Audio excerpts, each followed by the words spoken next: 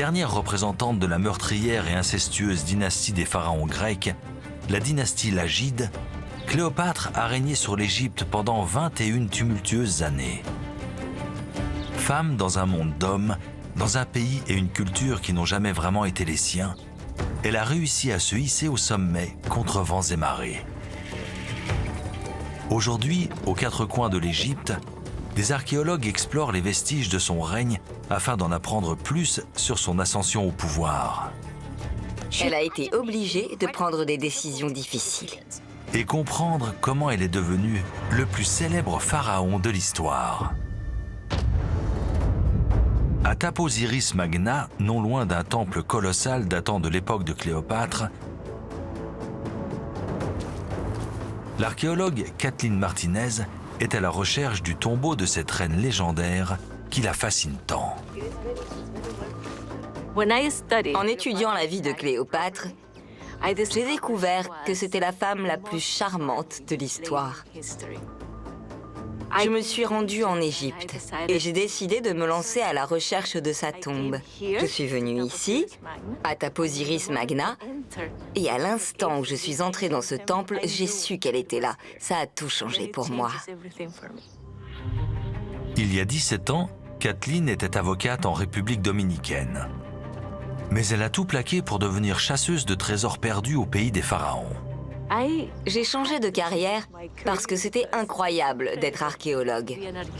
À chaque fois qu'on découvre quelque chose, on peut changer l'histoire, on peut réécrire l'histoire.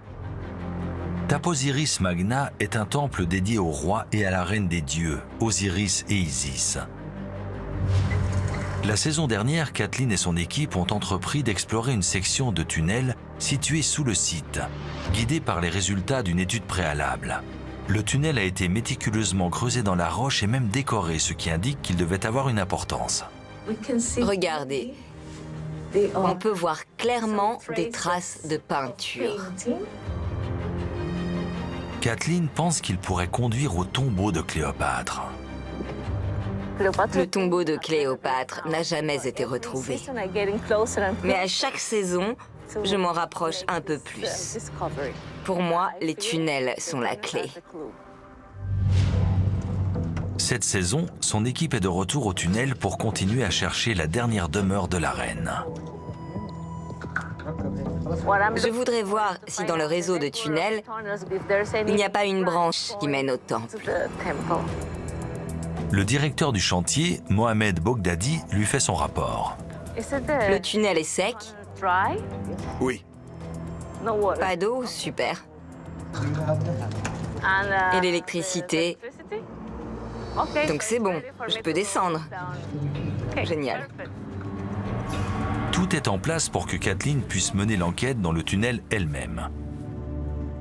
Ce qu'elle redoute le plus, c'est la périlleuse descente de 10 mètres le long du puits vertical. Cette corde m'angoisse toujours, parce que si jamais on tombe, c'est terminé.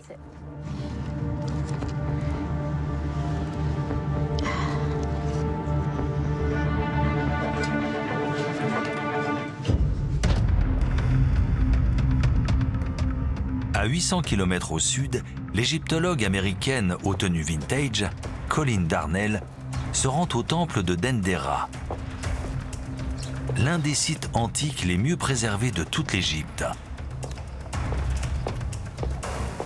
afin de découvrir comment Cléopâtre est arrivée au pouvoir. Difficile de rester calme face à la majesté de ces lieux et devant tous ces bâtiments construits à différentes époques. Ces splendides temples de pierre nous racontent l'histoire de l'Égypte, presque à la façon d'un livre. Une structure en particulier domine le site. Un vaste temple de pierre de plus de 40 mètres de large, avec un hall d'entrée dans lequel se dressent 24 gigantesques colonnes. Ce temple est très ancien, mais il a été modifié et agrandi au fil des millénaires. Dendera est un site sacré qui remonte à l'ancien empire égyptien, soit plus de 2000 ans avant Cléopâtre. Ce temple est littéralement recouvert d'inscriptions. Presque toutes les surfaces sont ornées de textes en hiéroglyphes, de scènes représentant des divinités et des rois, et surtout la déesse Hathor. Le complexe architectural est situé sur la rive ouest du Nil. Dans l'Antiquité, il s'étendait sur plus de 40 000 mètres carrés et était protégé par une enceinte en briques crues. Au centre se dresse le plus grand temple d'Égypte dédié à Hathor, la bien-aimée déesse de la naissance et de la maternité. Au sud, on trouve un plus petit temple consacré à la déesse Isis. Et à l'ouest, un lac sacré et d'autres sanctuaires construits à l'époque grecque et à l'époque romaine.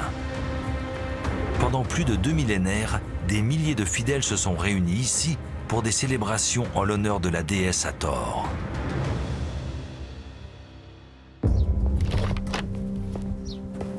Le temple est couvert d'inscriptions de pharaons qui se sont succédés au fil des siècles.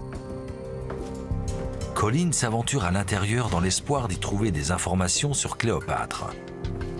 Voici le cartouche de Ptolémée XII. Nous avons un magnifique portrait de lui. Et là, c'est son nom. Ptolémée. Ptolémée, qu'il vive pour l'éternité, aimé du dieu Ptah et de la déesse Isis. Ptolémée Aulète était le 12e d'une dynastie de pharaons dans laquelle tous les hommes portaient le nom de Ptolémée. C'était le père de Cléopâtre.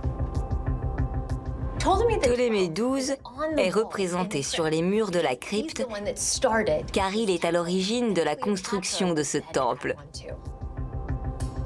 Ce majestueux temple, consacré à Hathor, a été construit en grande partie sous le règne de Cléopâtre. Ça fait sans doute partie des plus beaux reliefs ptolémaïques que j'ai jamais vus. C'est vraiment incroyable. Pendant l'Égypte antique, les femmes régnaient rarement comme pharaons. Mais lorsque Ptolémée XII est tombé malade, il a pris une décision peu commune. À la toute fin de sa vie, Ptolémée a nommé Cléopâtre co-régente, sans doute parce qu'il savait à quel point les choses allaient devenir difficiles pour elle.